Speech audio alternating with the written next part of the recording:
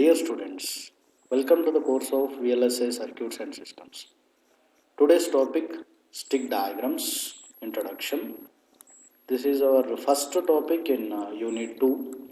In our previous class, we have completed Unit 1 with the end topics of CMOS inverter, BiCMOS inverter, and latch up in MOS circuits.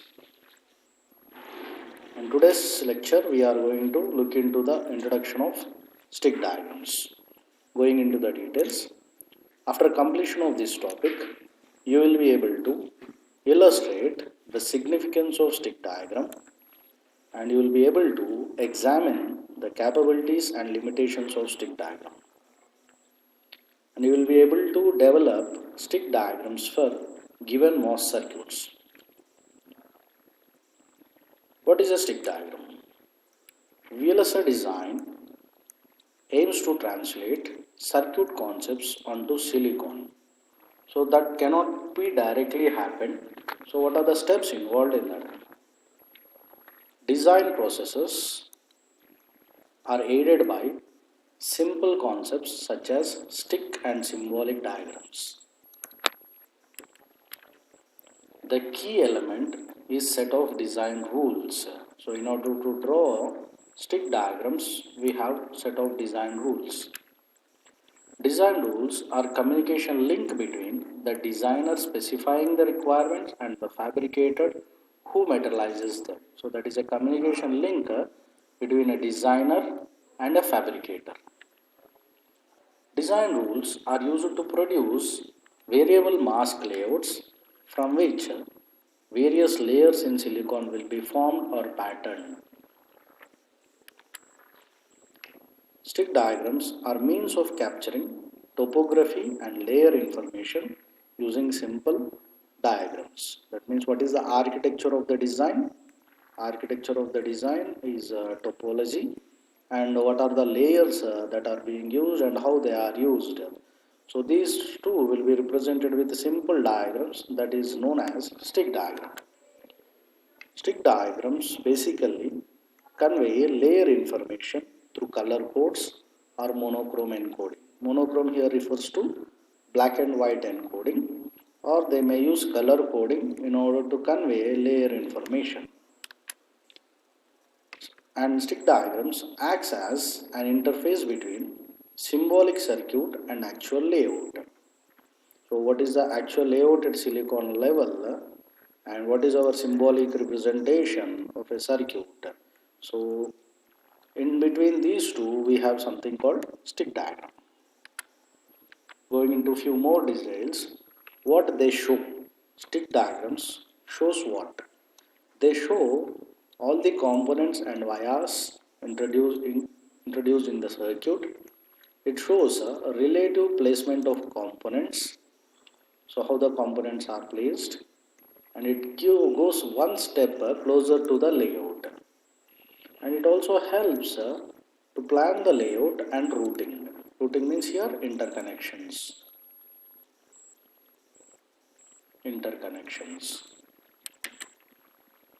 A stick diagram can be considered as a cartoon of a layout. So how a cartoon is used in order to represent something, in a similar way for a layout, cartoon version is known as a stick diagram. And there are few does not show. So what stick diagrams will not show in their representation are exact placement of components. They show only relative placement, not the exact placement. And transistor sizes also will not be shown. And wire lengths, wire widths, tub boundaries, that means dimensional aspects like geometrical aspects will not be shown in a stick diagram. And any other low level details such as parasitics, that is R and C values of the interconnects known as parasitics will also be not shown in a stick diagram. So these are the color codes basically used in order to draw stick diagrams. We use for N plus active and P plus active. These two we use for diffusion in MOS transistor design, and we use polysilicon for gate, and we use metals for supply rails. These are the four important layers, most important layers in a MOS design. So what they are represented with is N plus diffusion with green, P plus diffusion with yellow, polysilicon with red, metal 1 with blue, and these are extra layers or representation.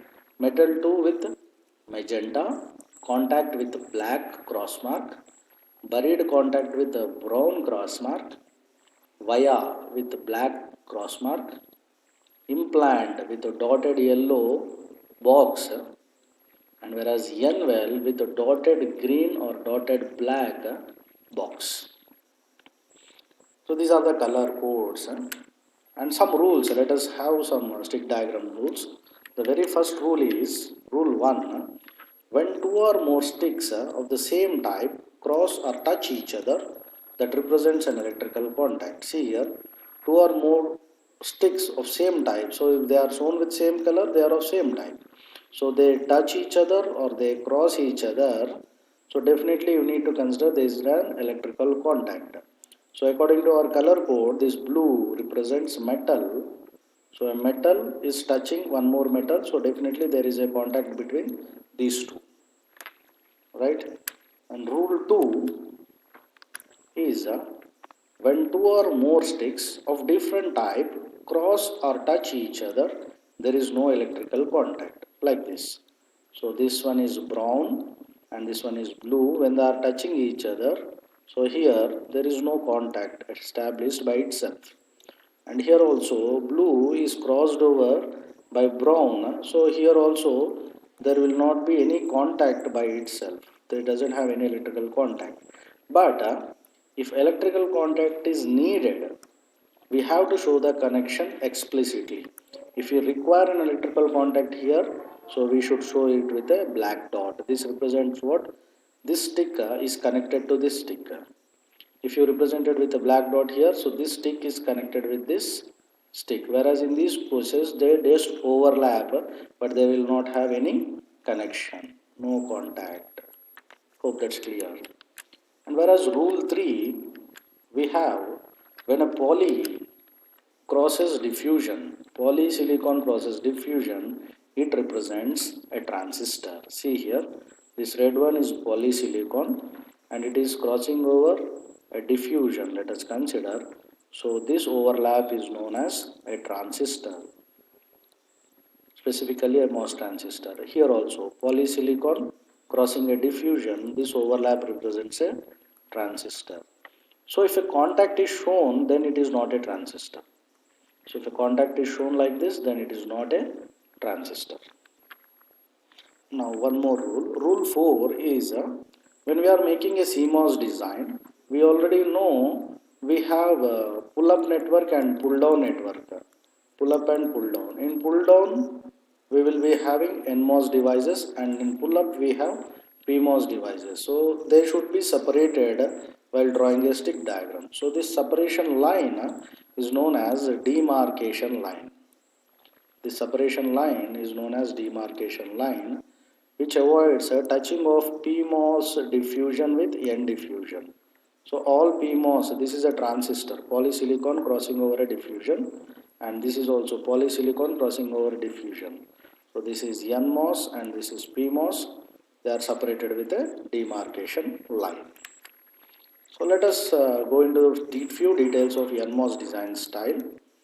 So let us consider this NMOS inverter need to be drawn with its stick diagram. See, whereas we have supply rails, VDD and ground. So here we have used metal coding for VDD and for ground metal. Then what we have did, from supply to the ground, we have made a green color coding, that is N diffusion. Green color represents for us N diffusion. So for an NMOS inverter, pull-up is an NMOS, pull-down is also an NMOS, but pull-up is a depletion mode transistor, whereas pull-down is enhancement mode transistor. And then the step is what? We draw metal VDD and ground rails in parallel, having sufficient space for circuit components between them. Then what we have did? we have made a Thinox green path drawn between rails of inverter and inverter logic. Now we connect a poly over Thinox region. See, this is diffusion, N diffusion, and this is polysilicon. So what happens? This forms an NMOS transistor, this overlap, and this overlap is also an NMOS transistor. Then what happens? Connecting metal wherever it is required. Now see, this polysilicon gate need to be connected to the source. So that is what this is made. And here polysilicon input need to be connected, no. So I am using a metal and a contact here to apply the input. And here I need to take the output. So I have used a metal and a contact to take the output. And see here I have used an implant representation, a yellow color box, to represent a depletion mode NMOS. So this is how the NMOS inverter final stick diagram looks like. Hope that is clear. When coming to CMOS, very similar steps we have. We take again VDD and ground supply rails with blue coding, and then PMOS transistor above the demarcation line. So this is the demarcation line, and below demarcation we have NMOS. Polysilicon overlapped with yellow, PMOS. Polysilicon overlapped with green, that is NMOS. And then this polysilicon is forming the gate of both the transistors, so that is given with the input. And then both the drains are connected with the metal to form the output. And then see, output is again taken with the polysilicon, that is B. Then CMOS inverter stick diagrams is taken here with polysilicon, metal and polysilicon. And then wherever the contacts are required, see source of this is the source of PMOS connected to the supply here with the contact, and source of NMOS connected to the ground with the contact here, and whereas the drain of PMOS and drain of NMOS are connected with the metal and with the polysilicon with the contacts here respectively. And now these cross contacts what we have used are known as substrate contacts. So we need to connect the source of PMOS device to the substrate and the source of NMOS device to the substrate, as we have seen in our CMOS fabrication process. So based on this topic, we have a few lecture level practice questions. Go through these questions and try to answer them. That's all for this topic. Thank you. Happy learning.